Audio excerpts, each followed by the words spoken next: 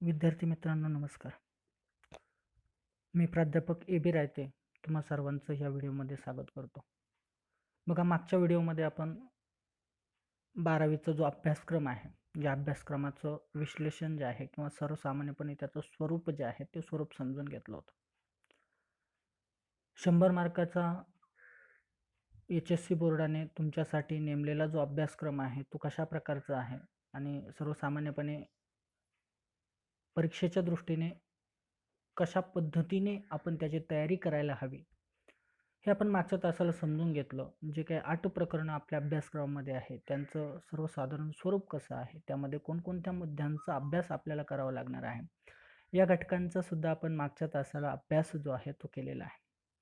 या व्हिडिओमध्ये आपण प्रत्यक्ष अभ्यासक्रम जो आहे त्या प्रत्यक्ष अभ्यासक्रमाच्या पहिल्या प्रकरणापासून सुरुवात करणार आहोत. त्यामध्ये आपल्याला जे पहिलं प्रकरण दिलेलं आहे लोकसंख्या भाग 1, मी मागच्या तासालाच सांगितल्याप्रमाणे आपल्याला जी लोकसंख्याचा अभ्यास करायचा, या संकल्पनेचा जो सविस्तर अभ्यास करायचा, ही संकल्पना अतिशय विस्तृत आहे, विशाल आहे आणि अशी संकल्पना असल्यामुळे तिचा अभ्यास 2 प्रकारांमध्ये विभाजित करून दिलेला आहे, वर्गीकृत करून दिलेला आहे आणि या दोन्ही प्रकारांच्या माध्यमातून लोकसंख्येच्या विविध पैलूंचा अभ्यास जो आहे तो अभ्यास आपल्याला करायचा आहे. चला तर सुरू करूया. आपण पहिल्या प्रकरणाचा अभ्यास जो आहे तो या व्हिडिओच्या माध्यमातून आज सुरू करणार आहोत. बघा, मानव आणि सभोवतालचं जे पर्यावरण असतं, यांच्यातील आंतरक्रियांचा जो अभ्यास आहे तो अभ्यास भूगोलात केला जातो. भूगोल हे मानवाला केंद्रस्थानी ठेवून मानवाच्या दृष्टीने पर्यावरण आणि मानव यांचा जो सहसंबंध असतो आणि त्याच्यातून मानवाच्या एकंदरीत जीवनावरती जो परिणाम होत असतो त्या परिणामांचा अभ्यास करणारं हे शास्त्र आहे आणि त्यामुळे हे अतिशय महत्त्वाची ज्ञानशाखा आहे. मानवाच्या दृष्टीने अतिशय महत्त्वाची ज्ञानशाखा आहे. यामध्ये महत्त्वाचा जो घटक आहे तो म्हणजे मानव आणि या मानवाला किंवा या मानवाची एकंदरीत जी संख्या आहे या संख्येचा अभ्यास यामध्ये अतिशय महत्त्वाचा भाग त्या ठिकाणी समजला जातो. लोकसंख्येचा जो अभ्यास केला जातो तो मानवी भूगोलाची जी एक शाखा आहे त्या शाखेमध्ये केला जात असतो. या शाखेलाच आपण लोकसंख्या भूगोल म्हणून सुद्धा संबोधत असतो.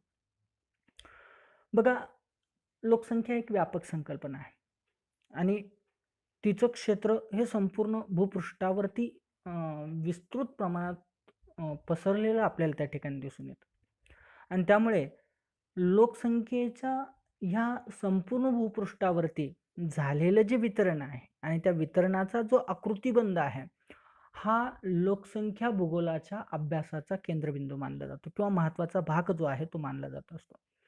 या ठिकाणी महत्त्वाची गोष्ट आपल्याला लक्षात घेणं आवश्यक आहे तो म्हणजे भूपृष्ठावरील वितरण. आता ही वितरण ही संकल्पना आपल्याला विस्तृत या प्रकरणांमध्ये अभ्यासायला येणार आहे, पण सर्वसामान्य किंवा साध्या भाषेत सांगायचं झालं तर एक विशिष्ट प्रदेशामध्ये लोकसंख्येचं झालेलं जे केंद्रीकरण असतं त्याची जी स्थिती असते की कोणत्या प्रदेशात नेमकी किती संख्या आहे याचं जे काही स्थिती असते त्याला त्या प्रदेशाच्या लोकसंख्येचे वितरण म्हणत असतात आणि याच्यातून जे चित्र तयार होतं, एकूण जे स्वरूप किंवा जी रचना तयार होत असते त्यातून जे लोकसंख्येचा एक पॅटर्न निश्चित होत असतो त्यालाच लोकसंख्येचा आकृतिबंध असं संबोधलं जात असतं. आता लोकसंख्या याचं मूल्यमापन करताना किंवा लोकसंख्येचा अभ्यास करत असताना त्याची रचना समजून घेणं आवश्यक असतं आणि ह्या रचना ज्या आहेत त्या रचनांचा अभ्यास 2 पद्धतीने केला जात असतो, एक संख्यात्मक आणि दुसरा गुणात्मक. संख्यात्मक म्हणजे थोडक्यात आपण विशिष्ट प्रदेशामध्ये असलेल्या लोकांची एकूण संख्या किती आहे, स्टॅटिस्टिकल जो डाटा आहे त्याच्या मदतीने त्याचं विश्लेषण करणं, याला संख्यात्मक म्हटलं जात असतं. आणि दुसरं आहे गुणात्मक. यामध्ये आपण महत्त्वाची गोष्ट लक्षात घेतली पाहिजे की लोक किती आहे याला महत्त्व नसतं, तर असलेल्या लोकांच्या क्षमता काय आहे, कुठपर्यंत आहे किंवा त्यांची गुणवत्ता नेमकी काय आहे याचा अभ्यास. कारण एक गोष्ट लक्षात घ्या, माणूस संख्येने जास्त निस्ता संख्येने जास्त असेल तर उपयुक्त आहे असं म्हणता येणार नाही. तर संख्या प्रमाणेच गुणांना सुद्धा खूप मोठ्या प्रमाणात महत्त्व असतं, हे आपण या ठिकाणी लक्षात घ्यायचं आहे. जेवढी एखाद्या प्रदेशातील लोकसंख्येची गुणवत्ता अधिक तेवढं त्या मानवी संसाधनाचं महत्त्व जे आहे ते अधिक त्या ठिकाणी ठरत असतं आणि त्यामुळे कुठल्याही लोकसंख्येचा अभ्यास आपण करत असेल किंवा संपूर्ण भूपृष्ठावरील जरी लोकसंख्येचा अभ्यास करत असेल, तर तो अभ्यास करताना आपल्याला त्या लोकसंख्येचं संख्यात्मक आणि गुणात्मक जी स्थिती आहे, त्याची जी संरचना झालेली आहे, याचा अभ्यास विस्तृतपणे करणे अतिशय गरजेचं असतं. दुसरी महत्त्वाची गोष्ट म्हणजे एखाद्या प्रदेशाच्या लोकसंख्येचा तेथील अर्थव्यवस्थेवर सुद्धा खूप मोठ्या प्रमाणात परिणाम होत असतो आणि त्या प्रदेशाच्या विकासाची स्थिती त्या प्रदेशातील लोकांवरती अवलंबून असते. लक्षात घ्या. आता आपण जगामध्ये म्हणतो अमेरिका हा विकसित देश आहे किंवा भारत, पाकिस्तान, बांगलादेश यासारखे देश जे आहे हे विकसनशील देश आहे. आता यामध्ये महत्त्वाची गोष्ट आपण लक्षात घेणं गरजेचे आहे ती म्हणजे एखादा प्रदेश विकसित होतो म्हणजे काय, तर त्या प्रदेशाच्या लोकांनी त्या प्रदेशाला पुढे नेण्यासाठी केलेलं कार्य असतं. एखादा प्रदेश आपोआप विकसित होत नाही किंवा एखादा प्रदेश आपोआप म्हणजे स्वतःहून मागे पडत नाही. तर त्या प्रदेशाला विकसित होण्यास किंवा विकसनशील राहण्यात त्या प्रदेशातील लोकांची एकूण संख्या आणि त्यांची गुणात्मक स्थिती या 2 घटकांचा परिणाम होत असतो. म्हणून अमेरिकेतील लोकांनी केलेल्या प्रगतीमुळे, तांत्रिक प्रगती असेल किंवा त्यांची जी गुणात्मक स्थिती आहे, त्या गुणात्मक परिस्थितीमुळे त्यांना त्यांचा विकास करणं शक्य झालंय. म्हणजे त्या लोकांनी त्यांचा विकास केला आहे. ज्या प्रदेशाची अर्थव्यवस्था विकसनशील आहे, याचा अर्थ त्या प्रदेशातील लोकांना वेगवेगळ्या कारणांमुळे ज्या पद्धतीने विकास करणं अपेक्षित होतं, तितका विकास करणं त्यांना शक्य झाला नाही आणि त्यामुळे त्या प्रदेशातील अर्थव्यवस्था जी आहे ती विकसनशील राहिलेली आहे. म्हणजेच एकंदरीत कुठल्याही प्रदेशाचा आपण जर आढावा घेतला, त्या प्रदेशाचा विकसित असो किंवा विकसनशील असो, तो त्या स्थितीपर्यंत पोहोचण्यासाठी त्या प्रदेशातील लोकांचा रोल किंवा त्यांची स्थिती अतिशय महत्त्वाची आहे. म्हणून प्रदेशाच्या अर्थव्यवस्थेवरती लोकसंख्येचा सुद्धा खूप मोठ्या प्रमाणात प्रभाव पडतो, हे आपल्याला या ठिकाणी निदर्शनास येतं. आणि म्हणून हा जो पाठ आपण अभ्यासणार आहोत, हे प्रकरण जे अभ्यासणार आहोत, त्या प्रकरणामधून मानव एक संसाधन म्हणून सविस्तरपणे त्याच्याशी जोडलेल्या ज्या संकल्पना आहेत, त्या संकल्पनांचा तपशीलवार अभ्यास आपल्याला या ठिकाणी करायचा आहे. आता तुमचा जो अभ्यासक्रम आहे, हा अभ्यासक्रम आपण मी मागच्या लेक्चरला किंवा मागच्या व्हिडिओमध्ये सांगितल्याप्रमाणे कृतीयुक्त अभ्यासक्रम आहे आणि कृतीयुक्त अभ्यासक्रम असल्यामुळे आपल्याला प्रत्येक प्रकरणामध्ये विशिष्ट मुद्द्याच्या आधी काही ना काही कृती ज्या आहेत त्या कृती दिलेल्या आहेत. त्या कृतींचं आपल्याला विश्लेषण करायचं आहे, त्या कृती सोडवायच्या आहे, त्या समजून घ्यायच्या आहे आणि त्याच्या आधारावरती आपल्याला तो प्रत्येक मुद्दा जो आहे तो समजून घेण्याचा प्रयत्न जो आहे तो करायचा आहे. आणि या ठिकाणी सुद्धा आपल्याला एक पहिली जी कृती या प्रकरणाची दिलेली आहे, ती कृती या ठिकाणी बघायची. पहिला जो मुद्दा आपल्याला या ठिकाणी अभ्यासायचा आहे, तो मुद्दा या ठिकाणी दिलेला आहे लोकसंख्या वितरण. आता हे जे लोकसंख्या वितरण आहे, हे लोकसंख्या वितरण आपल्याला सर्वसामान्यपणे एका कृतीतून समजून घेण्याचा प्रयत्न करायचा आहे. बघा, ही कृती जी दिलेली आहे ती करून पहा या मुद्द्याखाली किंवा ह्या कृतीचं स्वरूपात दिलेली आहे. आकृती 1.1 या ठिकाणी दर्शवलेली आहे. त्यामधील विभाजित वर्तुळांचा किंवा आपण ज्याला पाय डायग्राम म्हणतो, त्या पाय डायग्रामचा काळजीपूर्वक अभ्यास करा आणि त्या खाली जे प्रश्न दिलेले आहेत त्या प्रश्नांची उत्तरं शोधा, जेणेकरून आपल्याला लोकसंख्येच्या वितरणाची स्थिती जी आहे ती समजण्यास त्या ठिकाणी मदत होणार आहे. आता दोनही वर्तुळांचा जर आपण विभाजित वर्तुळांचा बारकाईने अभ्यास केला, त्याचं निरीक्षण केलं, तर आपल्याला खालील प्रश्न जे आहेत ते प्रश्न सोडवणं शक्य होणार आहे. तत्पूर्वी आपण हे जे वर्तुळ दिलेले आहेत, हे वर्तुळ समजून घेण्याचा आधी प्रयत्न करू आणि त्यानंतर त्या प्रश्नांची उत्तरं जे आहेत त्या वर्तुळांच्या आधारे समजून घेण्याचा प्रयत्न जो आहे आपल्याला करायचा आहे.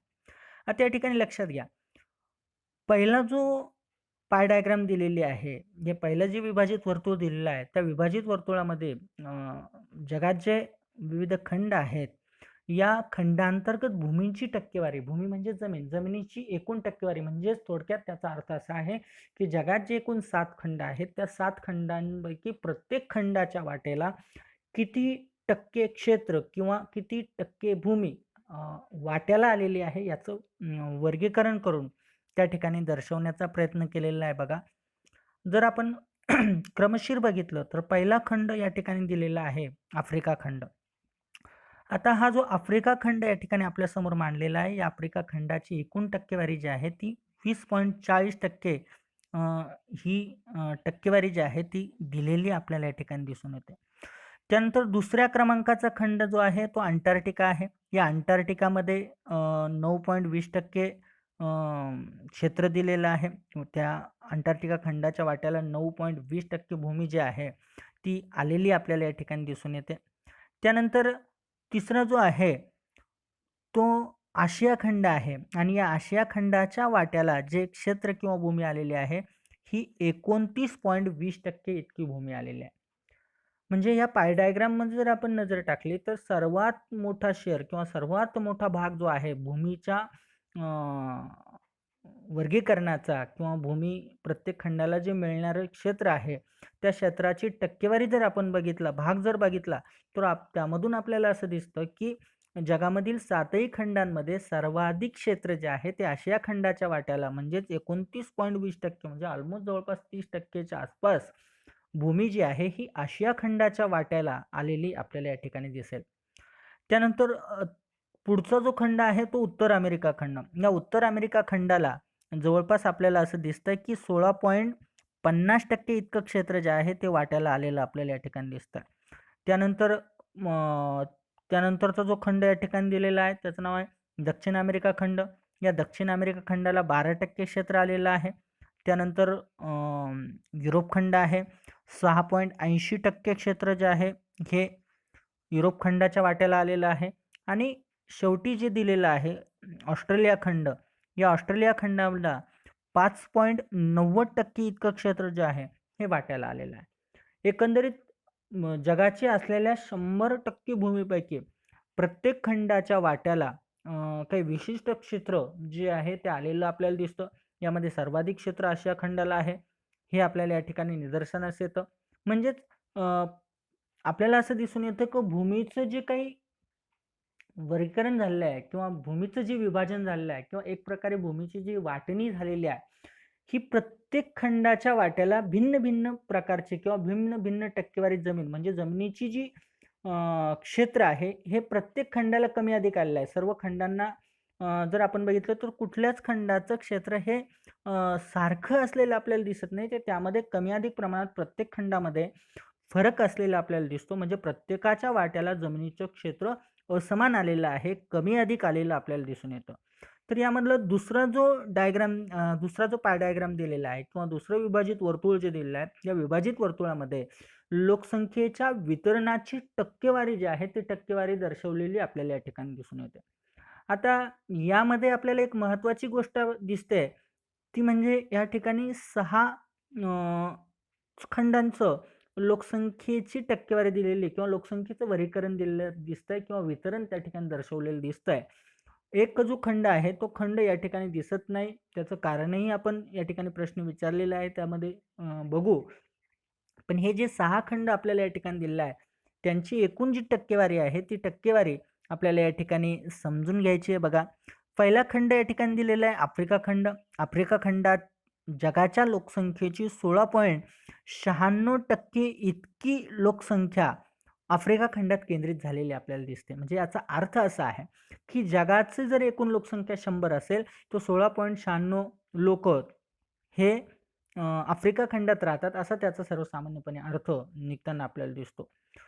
त्यानंतर दुसऱ्या क्रमांकावर जो खंड दिलेला आहे त्याचं नाव आहे आशिया. आशिया खंडाची लोकसंख्या जी आहे लोकसंख्येची टक्केवारी आपण ज्याला म्हणू शकतो ती टक्केवारी आहे 59.65%.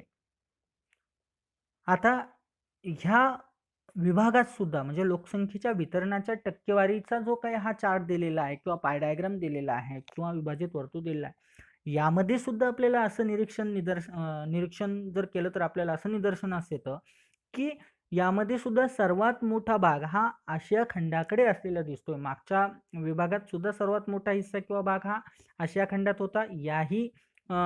यामध्ये आपल्याला असं दिसतोय की सर्वात मोठा भाग जो आहे हा आशिया खंडात असलेला म्हणजे 59.65 म्हणजे जवळपास 60% लोकसंख्या ही आशिया खंडामध्ये केंद्रित झालेली आपल्याला दिसते.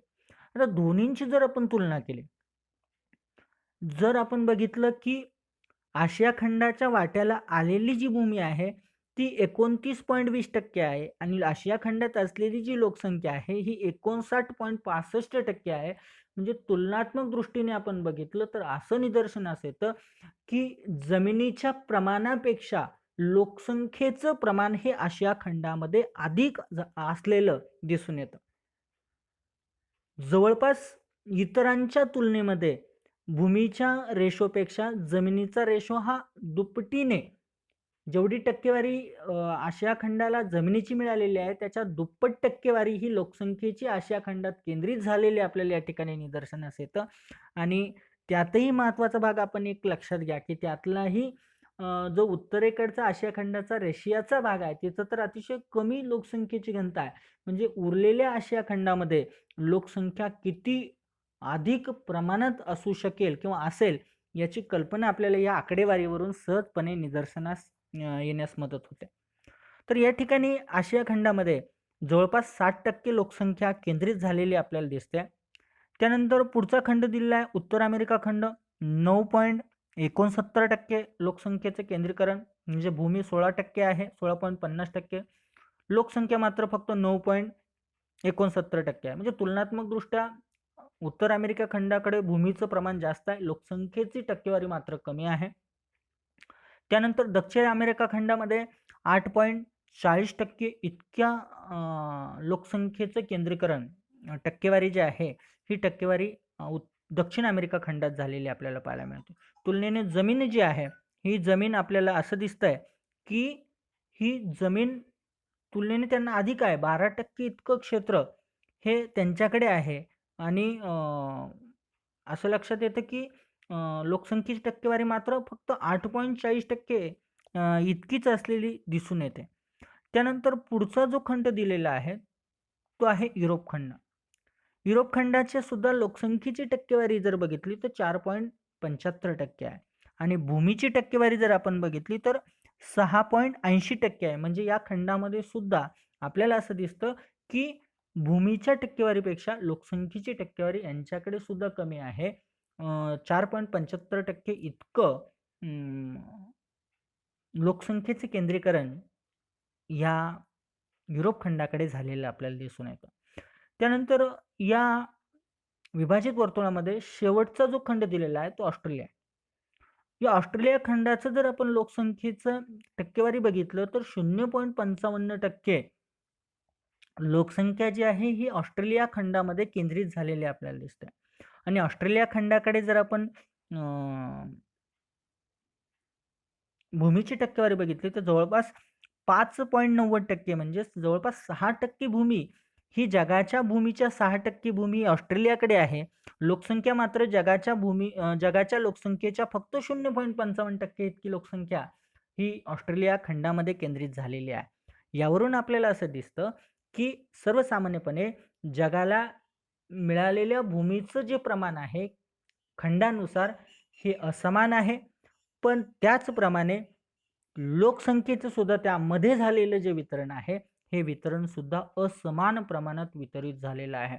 म्हणजेच थोडक्यात मिळालेल्या जमिनीपेक्षा काही प्रदेशांना लोकसंख्येचा रेशो हा अधिक आहे तर काही प्रदेशांमध्ये लोकसंख्येचा रेशो हा अतिशय कमी असलेला सुद्धा आपल्याला या ठिकाणी दिसून येतं. म्हणजेच थोडक्यात लोकसंख्येचं जे वितरण आहे याचं जर आपण ढोबळ मानाने सरळ सरळ फक्त हे विभाजित वर्तुळ डोळ्यासमोर ठेवले आणि निरीक्षण नोंदवलं तर आपल्याला निश्चितपणे या ठिकाणाहून असं लक्षात येतं की जगामध्ये सगळीकडे सारख्याच प्रमाणात लोकसंख्या वितरित झालेली दिसत नाही. काही ठिकाणी लोकसंख्या ही अधिक असलेली आपल्याला दिसते तर काही ठिकाणी लोकसंख्येचं प्रमाण कमी असलेलं दिसतं. काही ठिकाणी जमीन कमी आणि लोक जास्त राहतात तर काही ठिकाणी ही जमीन जास्त आणि लोक कमी राहताना सुद्धा आपल्याला या आकृतीवरून स्पष्टपणे दिसून येतं. तर हे थोडक्यात या आकृतीचं असलेलं विश्लेषण आपल्याला या ठिकाणी लक्षात घेतलेलं आहे. आता त्या आधारावरती जे काही प्रश्न विचारलेले आहेत त्या प्रश्नांची उत्तरं आपल्याला शोधायची आहे. त्यांनी पहिला प्रश्न या आकृतीच्या आधारे जो विचारलेला आहे तो पहिला प्रश्न आहे कोणत्या खंडात लोकसंख्या सर्वात कमी आहे? जर लोकसंख्येची टक्केवारी दर्शवणारा पाय डायग्राम जर आपण बघितला तर तो दुसऱ्या क्रमांकाचा आहे, लोकसंख्येच्या वितरणाची टक्केवारी. आणि यामध्ये जर आपल्याला विचारलं की सर्वात कमी लोकसंख्या कोणत्या खंडात आहे? तर आपल्याला या ठिकाणी दिसतं की 0.55 ही यामधली सर्वात कमी टक्केवारी आहे आणि ही टक्केवारी ऑस्ट्रेलिया या खंडाचं प्रतिनिधित्व करते. म्हणजेच पहिल्या प्रश्नाचं उत्तर आपल्याला या ठिकाणी दिसून येतं, ते म्हणजे ऑस्ट्रेलिया.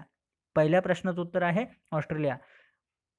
सर्वात कमी लोकसंख्या जगातील एकूण खंडांपैकी सर्वात कमी लोकसंख्येची टक्केवारी 0.55 ही ऑस्ट्रेलिया खंडात असल्यामुळे या पहिल्या प्रश्नाचं उत्तर हे ऑस्ट्रेलिया असलेलं आपल्याला निदर्शनास येतं. दुसरा प्रश्न त्यांनी विचारलेला आहे बघा. भूमी व लोकसंख्येने या दोन्ही बाबी सर्वात कमी असलेला खंड कोणता? आता या ठिकाणी दोन्हींच्या बाबतीत आपल्याला दोन्ही विभाजित वर्तुळांचं निरीक्षण करणं आवश्यक आहे. आता त्यातला पहिला भाग दोन्ही गोष्टी विचारल्या आहेत आणि त्या कोणत्या कोणत्या दृष्टीने विचारल्या आहेत? कमी असलेल्या दृष्टीने विचारलेल्या आहे. तर भूमीच्या बाबतीत कमी असलेला खंड जर आपण बघितला पहिल्या याच्यामध्ये, तर आपल्याला असं दिसतंय की 5.90 ही टक्केवारीच्या दृष्टीने, भूमीच्या टक्केवारीच्या दृष्टीने सर्वात कमी आहे. आणि तो जर खंडाचं प्रतिनिधित्व जो 5.90% भूमीचं प्रतिनिधित्व करणारा जो खंड आहे, तो खंड असलेला आपल्याला या ठिकाणी दिसतोय, तो ऑस्ट्रेलिया आहे. म्हणजे पहिल्या भागाचं उत्तर, पहिल्या आकृतीवरून आपल्याला सर्वात कमी भूमीची टक्केवारी असलेला खंड ऑस्ट्रेलिया दिसतोय आणि सर्वात कमी लोकसंख्या जी आहे, या लोकसंख्येच्या बाबतीत मागच्याच प्रश्नात आपण ते उत्तर बघितलं होतं, ते म्हणजे ऑस्ट्रेलिया 0.55% इतकं. म्हणजे दुसऱ्याही प्रश्नाचं उत्तर आपल्याला या ठिकाणी दिसून येतं, ते आहे ऑस्ट्रेलिया. दोन्ही आकृतीवरून आपल्याला स्पष्ट दिसतं की ऑस्ट्रेलिया खंडाकडे भूमीचा शेरही कमी आहे आणि लोकसंख्येचा तर त्याहून अधिक कमी असलेला आपल्याला दिसतोय. म्हणजे सर्वात कमी लोकसंख्या आणि सर्वात कमी क्षेत्र व्यापलेला खंड जो आहे, तो ऑस्ट्रेलिया खंड आहे, हे आपल्याला या ठिकाणी निदर्शनास येतं. त्यानंतर तिसरा प्रश्न विचारलेला आहे, भूमी व लोकसंख्येची टक्केवारी जास्त असलेला खंड कोणता? आता दोन्ही विभाजित वर्तुळांवरती नजर टाकली, स्पष्टपणे दिसतंय की 29.20% भूमी क्षेत्र व्यापलेला खंड जो आशिया खंड आहे, हा जगातील सर्वात मोठा खंड किंवा सर्वात जास्त क्षेत्राची टक्केवारी असलेला खंड आहे. आणि लोकसंख्येच्या बाबतीत सुद्धा जर आपण बघितलं तर जवळपास 60% म्हणजे 59.65% इतकी लोकसंख्या असलेला खंड तोही आशिया आहे. म्हणजे जगात सर्वात जास्त लोकसंख्येच्या बाबतीत पुढे असलेला खंड जो जवळपास 60% इतकी लोकसंख्या जगाच्या लोकसंख्येपैकी केंद्रित झालेली आहे. तर भूमीपैकी 29.20% भूमी ही आशिया खंडाच्या वाट्याला आलेली आपल्याला या ठिकाणी दिसते. म्हणजे या तिसऱ्या प्रश्नाचं उत्तर जे आहे, हे आशिया असलेलं आपल्याला या ठिकाणी दिसून येतं. म्हणजेच 29.20% भूमी आणि 59.65% लोकसंख्या ही दोनही आपापल्या क्षेत्रात सर्वाधिक असल्याचं या ठिकाणी दिसतंय. म्हणजेच या तिसऱ्या प्रश्नाचं उत्तर जे आहे, हे आशिया खंड असल्याचं आपल्याला दिसून येतं. त्यानंतर चौथा आणि शेवटचा प्रश्न जो आपल्याला या ठिकाणी विचारला तो आपल्याला थोडक्यात समजून घ्यायचा आहे बघा. कोणत्या विभाजित वर्तुळात एक खंड कमी आहे आणि त्याचं कारण काय असावं? आता आपल्याला पहिल्या विभाजित वर्तुळात जवळपास 7 खंड दिसत आहेत. आशिया, अंटार्क्टिका, आफ्रिका, उत्तर अमेरिका, दक्षिण अमेरिका, युरोप आणि ऑस्ट्रेलिया असे 7 खंड दिसत आहेत. दुसऱ्या विभाजित वर्तुळामध्ये आपण जर आलो तर आशिया, आफ्रिका, उत्तर अमेरिका, दक्षिण अमेरिका, युरोप आणि ऑस्ट्रेलिया असे 7 खंड दिसत आहेत. म्हणजे यामध्ये अंटार्क्टिका जो खंड आहे, हा अंटार्क्टिका खंड कमी असलेला आपल्याला या ठिकाणी दिसतो. अंटार्क्टिका हा जो खंड आहे, हा दुसऱ्या विभाजित वर्तुळामध्ये कमी आहे, हे आपल्याला या ठिकाणी दिसतं. आता याचं कारण काय हे त्यांनी विचारले. तर याची कारणं आपल्याला काही 2-3 कारणं या ठिकाणी दिसून येतात. यामध्ये पहिलं कारण आहे की अंटार्क्टिका खंडावरती ज्या प्रकारचं हवामान आहे, त्या हवामानामुळे इथं स्थायी स्वरूपाची लोकसंख्या राहू शकत नाही किंवा आजपर्यंत ती राहिलेली नाही. आणि तिथं लोकसंख्याच नसल्यामुळे, लक्षात घ्या, त्या ठिकाणी लोकसंख्याच नसल्यामुळे लोकसंख्येची टक्केवारी दुसऱ्या वर्तुळामध्ये दाखवले नाही. भूमी त्यांच्या वाट्याला आलेली आहे. अंटार्क्टिका खंडाकडे भूमी आहे म्हणून पहिल्या वर्तुळामध्ये ती भूमीची टक्केवारी दर्शवलेली आहे. पण त्या खंडावरती लोकसंख्याच नसल्यामुळे त्या ठिकाणी दुसऱ्या विभाजित वर्तुळामध्ये लोकसंख्येची टक्केवारी दर्शवण्यासाठी तो खंड त्या ठिकाणी दाखवलेला आपल्याला दिसत नाही. तो लोकसंख्या नसण्याची कारण आपल्याला या ठिकाणी महत्त्वाची लक्षात घ्यायचं आहे. सर्वात महत्त्वाचं कारण आहे त्या ठिकाणी असलेली फिजिओग्राफी किंवा त्या ठिकाणची क्लायमॅटिक कंडिशन इतकी विषम स्वरूपाची आहे. अतिशीत अशा स्वरूपाचं जवळपास -50 डिग्रीपेक्षाही कमी टेम्परेचर असलेला हा प्रदेश आहे. आणि अशा प्रदेशामध्ये, अशा प्रतिकूल हवामानाच्या प्रदेशामध्ये मानवास राहणं अशक्य आहे, त्याचं जीवन जगणं अशक्य आहे.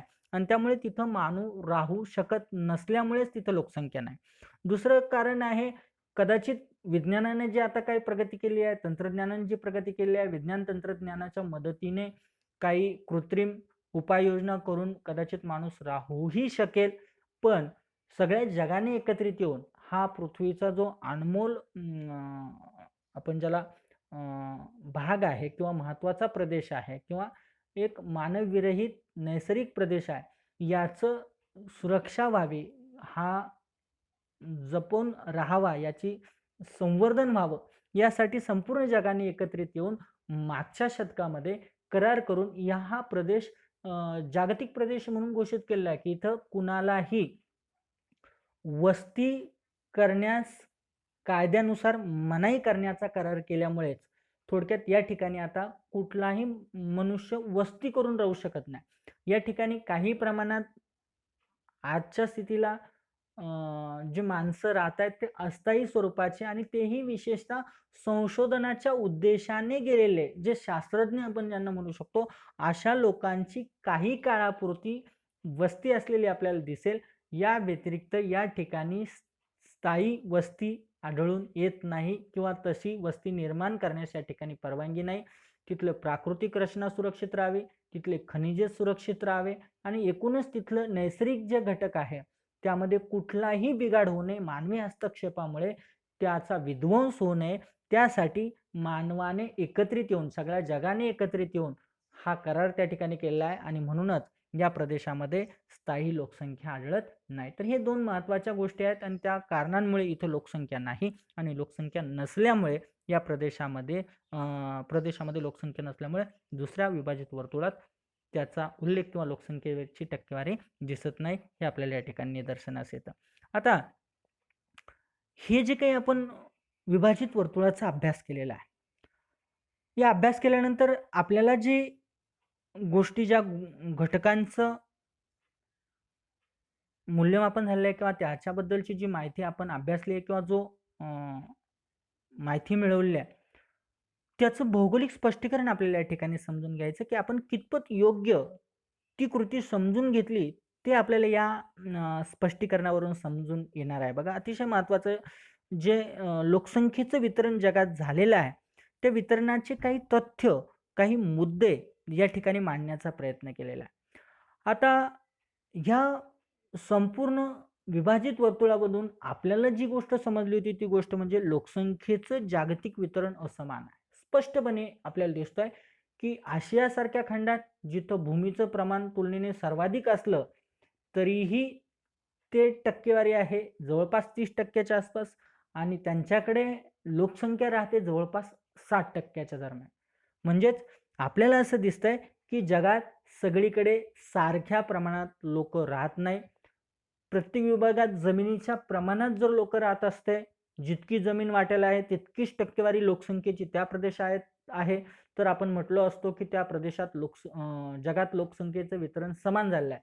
पण तशी स्थिती दिसत नाही. याचा अर्थ कुठे जमीन कमी आहे तो लोक जास्त राहतात, कुठे जमीन जास्त आहे लोक मात्र कमी राहतात. म्हणजेच याचा दुसऱ्या शब्दात अर्थ होतो की जागतिक लोकसंख्येचं वितरण कसं आहे, असमान स्वरूपात झालेलं आपल्याला दिसत आहे. जगाची लोकसंख्या 2019च्या आकडेवारीनुसार जर बघितली तर जवळपास 7.7 अब्ज म्हणजेच 770 कोटी पेक्षाही अधिक झालेली, म्हणजे जवळपास 770 कोटींपर्यंत 7.7 अब्ज इतकी लोकसंख्या झालेली आपल्याला दिसते.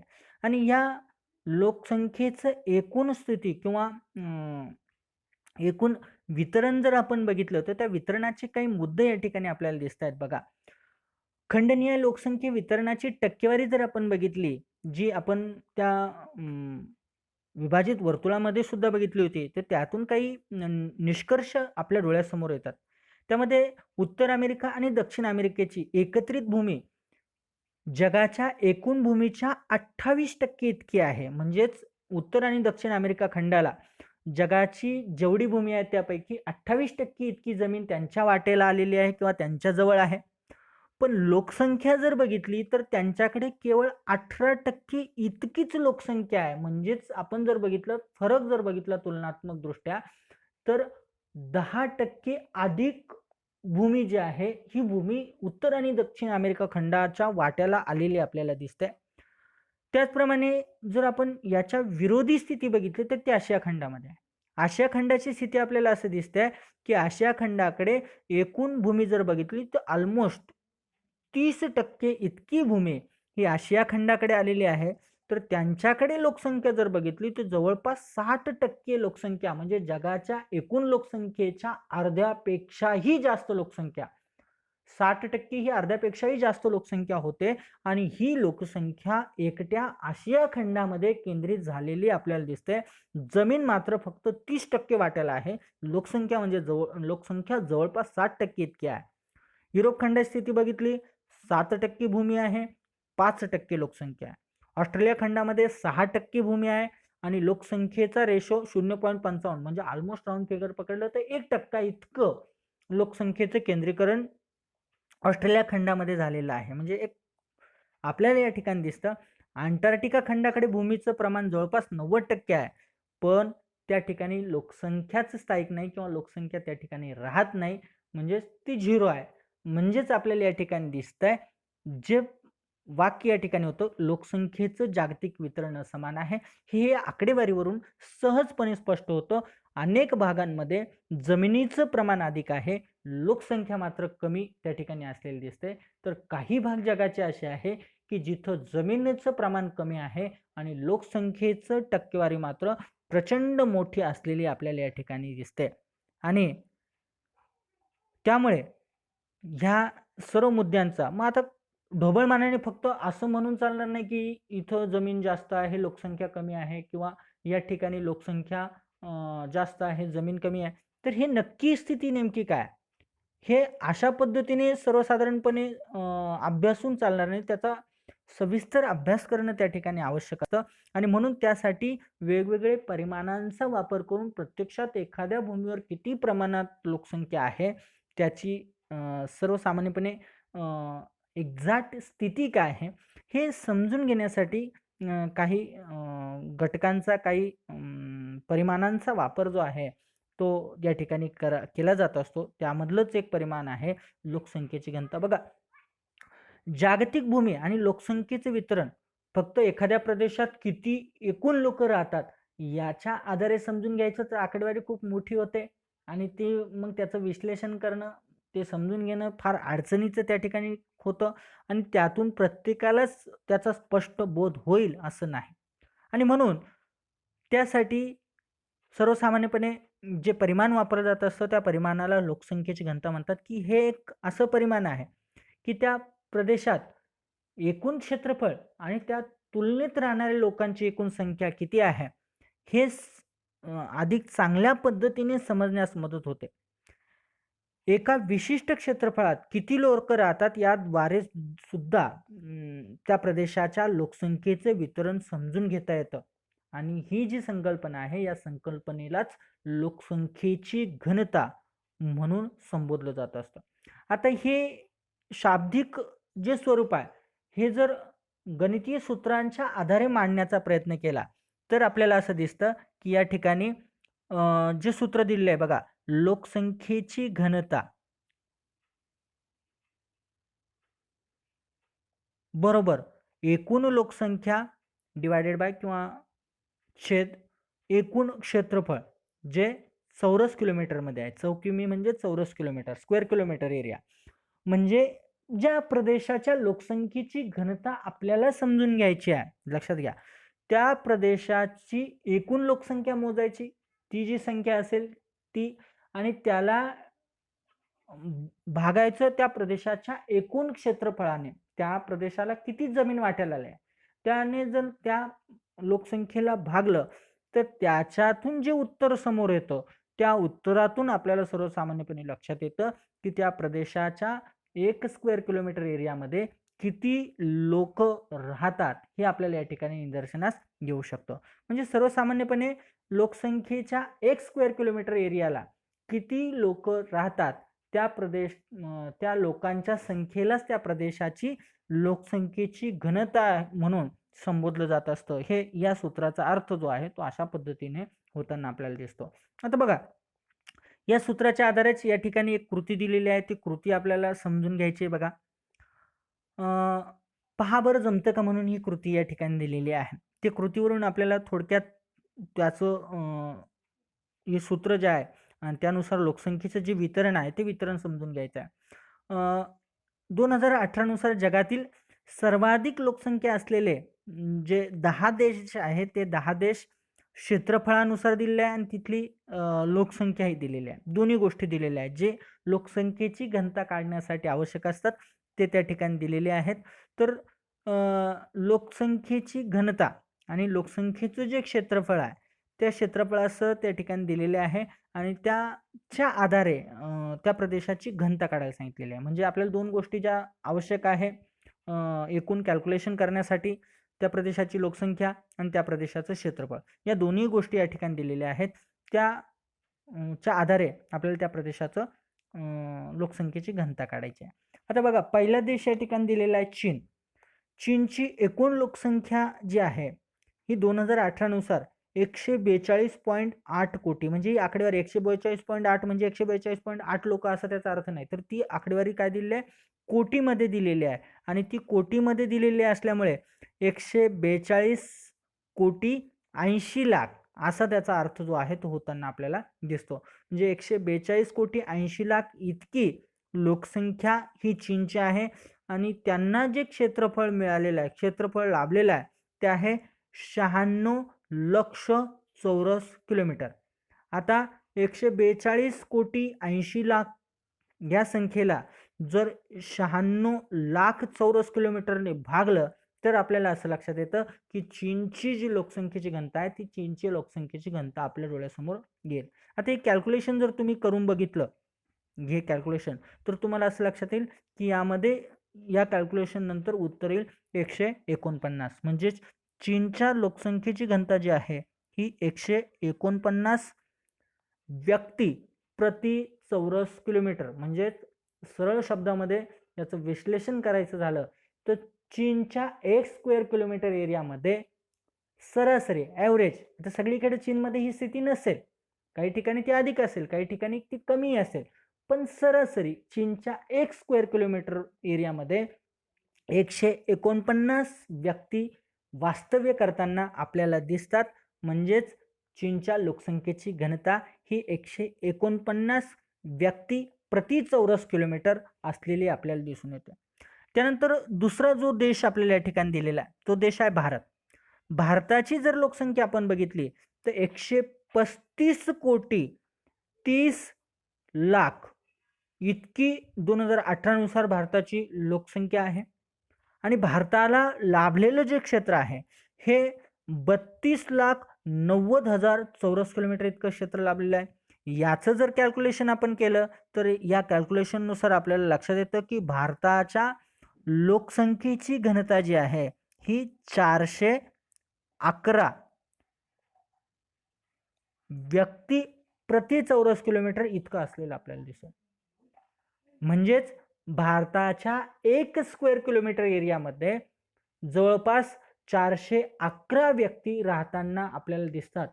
चीनची जरी लोकसंख्या जास्त असेल तरी आपल्याला दिसतंय की त्यांचं क्षेत्रफळही त्या तुलनेत तेवढं अधिक आहे आणि क्षेत्रफळ तेवढं अधिक असल्यामुळे साहजिकच त्यांच्याकडे लोकसंख्येची घनता जी आहे ही तुलनेने भारतापेक्षा बरीच कमी आहे. त्यांची 149च आहे, तर आपली जवळपास 411 आहे. म्हणजेच आपल्याकडे त्यांच्या तुलनेत जास्त गर्दीने, जास्त दाटीने लोक राहतात असं या आकडेवारीवरून आपल्याला दिसतं. त्यानंतर पुढचा देश दिलेला आहे अमेरिकेची संयुक्त संस्थाने जगातल्या सर्वाधिक लोकसंख्येच्या बाबतीत 3ऱ्या क्रमांकावर असलेला देश आहे. या देशाची लोकसंख्या 32,70,00,000 इतकी आहे. तर ह्या देशाला लाभलेलं जे क्षेत्रफळ आहे हे 95,30,000 चौरस किलोमीटर एवढं क्षेत्र अमेरिकेच्या संयुक्त संस्थानाला लाभलेलं आहे. आणि यांचं कॅल्क्युलेशन केलं म्हणजे 32,70,000 भागिले 32,70,00,000 भागिले 95,30,000 चौरस किलोमीटरने कॅल्क्युलेशन केलं तर आपल्याला असं लक्षात येतं की अमेरिकेच्या संयुक्त संस्थानाच्या लोकसंख्येची घनता येते 34 व्यक्ती प्रति चौरस किलोमीटर. म्हणजेच अमेरिकेच्या एका चौरस किलोमीटरमध्ये सरासरी 34 लोक राहताना आपल्याला दिसतील. म्हणजेच तिन्ही देशांकडे नजर टाकली, एकाकडे 149 आहे, एकाकडे 411 आहे, तिसरीकडे फक्त 34 व्यक्तीच एका चौरस किलोमीटरला राहताना दिसतात. म्हणजे अतिशय असमान. आपण ज्याला म्हटलं होतं की सुरुवातीला लोकसंख्येचं वितरण अतिशय असमान, तर यावरून स्पष्ट दिसतं कुठे खूप दाट लोक राहताना दिसत आहे, कुठे खूप कमी लोक राहताना दिसत आहे. पुढचा देश दिलेला आहे बघा इंडोनेशिया. इंडोनेशियामध्ये आपल्याला जवळपास दिसत आहे 26,80,00,000 लोक राहतात. त्यांना मिळालेलं जे एकूण क्षेत्र आहे ते 19,10,000 चौरस किलोमीटर आहे. याचं कॅल्क्युलेशन केलं तर आपल्याला असं दिसतं की 140 व्यक्ती प्रति चौरस किलोमीटर एवढं क्षेत्र जे आहे हे 140 व्यक्ती प्रति चौरस किलोमीटर एवढं क्षेत्र एवढे व्यक्ती प्रति चौरस किलोमीटर इंडोनेशियामध्ये राहताना आपल्याला दिसतात. त्यानंतर पुढचा देश दिलेला आहे पाकिस्तान. 21,20,00,000 इतकी पाकिस्तानची लोकसंख्या आहे. त्यांना मिळालेली भूमी 8,90,000 चौरस किलोमीटर आहे. याचं कॅल्क्युलेशन केलं तर आपल्याला असं लक्षात येतं की 238 व्यक्ती प्रति चौरस किलोमीटर अशा प्रकारची घनता ही पाकिस्तानची असलेली आपल्याला दिसून येते.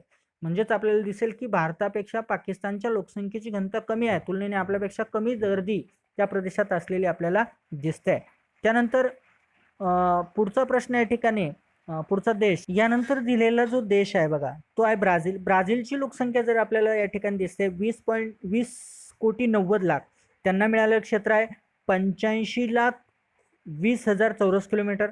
ब्राझीलच्या लोकसंख्येची घनता येते 25 व्यक्ती प्रति चौरस किलोमीटर. 25 व्यक्ती प्रति चौरस किलोमीटर हे ब्राझीलमधील लोकसंख्येच्या घनतेची स्थिती असलेली दिसून येते. त्यानंतर पुढचा देश जर आपण बघितला, पुढचा देश आहे नायजेरिया. 19,60,00,000 लोकसंख्या आहे. 9,02,020 चौरस किलोमीटर क्षेत्र मिळालेलं आहे. त्यांच्या लोकसंख्येची घनता आपल्याला पाहायला मिळते ती आहे 213 व्यक्ती प्रति चौरस किलोमीटर. म्हणजे ब्राझीलच्या 1 चौरस किलोमीटरला 213 व्यक्ती ते राहताना आपल्याला दिसतात. बांगलादेशची स्थिती आपण बघितली ती 16,10,00,000 इतकी लोकसंख्या बांगलादेशमध्ये आहे. त्यांना मिळालेली जी भूमी आहे ती आहे 1,50,000 चौरस किलोमीटर. याचं कॅल्क्युलेशन केलं तर 1,073 इतकी लोकसंख्येची घनता बांगलादेशमध्ये असलेली आपल्याला दिसते. म्हणजे ह्या 10 देशांचं जर आपण लोकसंख्येची घनता बघितली तर यातील सर्वाधिक लोकसंख्येची घनता ही बांगलादेशमध्ये असलेली दिसेल. 1,073 व्यक्ती एका चौरस किलोमीटरमध्ये बांगलादेशात राहताना आपल्याला दिसतात. त्यानंतरचा देश आहे रशिया. 14,60,00,000 लोकसंख्या रशियामध्ये आहे. त्यांना मिळालेलं क्षेत्र 171 लाख चौरस किलोमीटर. म्हणजेच 1,71,00,000 चौरस किलोमीटर एवढं क्षेत्रफळ हे रशियाला मिळालेलं आहे. याचं कॅल्क्युलेशन केलं तर याचं उत्तर येतं फक्त 9. लक्षात घ्या. म्हणजेच बघा रशियामध्ये 1 स्क्वेअर किलोमीटरमध्ये 9 व्यक्ती राहताना आपल्याला दिसतात. म्हणजेच या सगळ्या आकडेवारीमध्ये सर्वात कमी लोकसंख्येची घनता जी आहे ती रशियाची असलेली आपल्याला या ठिकाणी दिसते. त्यानंतर शेवटचा देश दिलेला आहे मेक्सिको. मेक्सिकोमध्ये आपल्याला दिसत आहे एक 12,60,00,000 इतकी लोकसंख्या मेक्सिकोची आहे आणि त्यांना मिळालेलं क्षेत्रफळ आहे 19,70,000 चौरस किलोमीटर इतकं क्षेत्र मेक्सिकोला त्या ठिकाणी लाभलेलं आहे.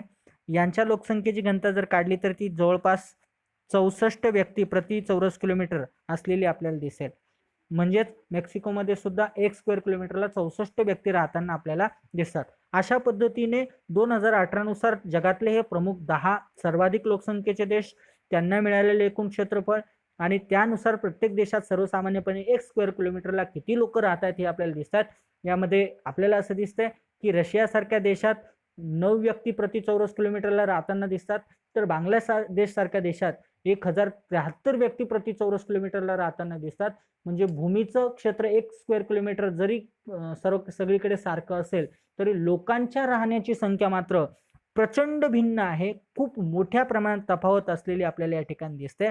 म्हणून यावरून आपल्याला जे स्पष्टीकरण दिसतंय, याचं जे स्पष्टीकरण दिसतंय ते आपण जे पहिले विभाजित वर्तुळ अभ्यासले आणि आता हा जो तक्ता अभ्यासला, या दोन्हींवरून आपल्याला स्पष्टपणे दिसतं की लोकसंख्येचं खंडानिहाय वितरण जे आहे हे पहिल्या आकृतीनुसार आपल्याला दिसतंय की एकूण संख्याही असमान आहे आणि घनता सुद्धा असमान आहे. लक्षात घ्या, संख्या सुद्धा कमी अधिक आहे, कुणाकडे लोकसंख्येची टक्केवारी अधिक आहे, एकूण संख्या अधिक आहे, कुणाकडे कमी असलेली आपल्याला दिसते.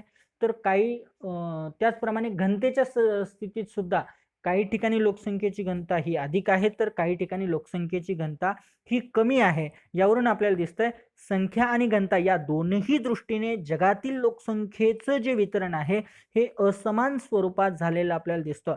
जास्त लोकसंख्येच्या प्रदेशात ते प्रामुख्याने जाणवतं, दिसून येतं. हे जे 10 प्रदेश दिलेले आहे, 10 देश दिलेले आहे, त्यामध्ये तर स्पष्टपणे दिसतं. काही ठिकाणी 1000पेक्षाही जास्त लोक 1 स्क्वेअर किलोमीटर एरियामध्ये राहतात, तर काही ठिकाणी 10 पेक्षाही कमी म्हणजेच 9 व्यक्ती प्रति चौरस किलोमीटर रशियासारख्या देशात म्हणजे ते अतिशय कमी प्रमाणात लोक राहताना सुद्धा आपल्याला दिसतात. म्हणजेच लोकसंख्येचं जे वर्गीकरण आहे, वितरण आहे हे अतिशय असमान झालेलं दिसून येतं.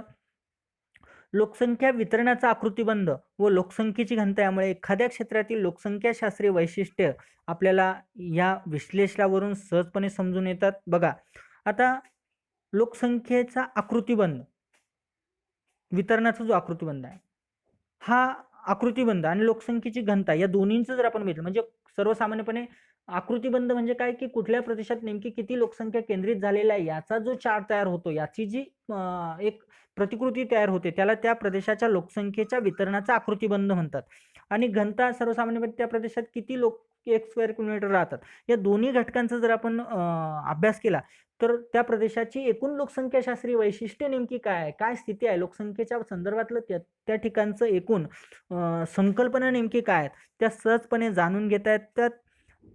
लोकसंख्येचं भूपृष्ठावरती वितरण कसं झालेलं आहे तेही आपल्याला समजून घेता येतं आणि त्या सर्व घटक जे आहेत त्या घटकांचा अभ्यास आपण पुढच्या व्हिडिओच्या माध्यमातून करणार आहोत. या ठिकाणी आजचा व्हिडिओ आपण या ठिकाणी थांबूयात. धन्यवाद.